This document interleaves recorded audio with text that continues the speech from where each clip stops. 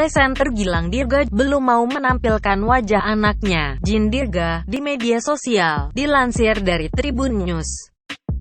Alasan tersebut dikarenakan dirinya dan Adiesti Versa takut akan penyakit AIN yang timbul kepada sang putra saat ditemui di Brawijaya Hospital, Jakarta Selatan, Jumat, tanggal 3 Juni tahun 2022.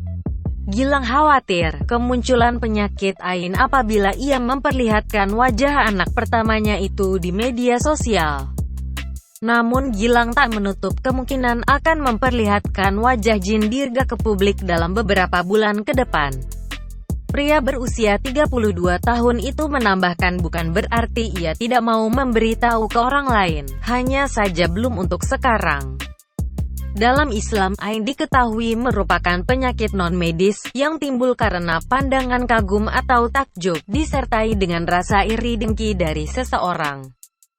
Sebelumnya, istri Gilang Dirga, Adiesti Versa, telah melahirkan anak pertamanya secara cesar, berjenis kelamin laki-laki yang diberi nama Jin Dirga.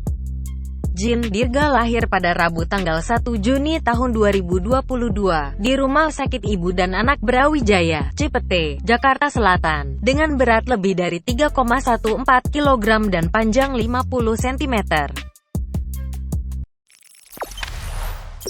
Jangan lupa subscribe, share, komen, dan like ya!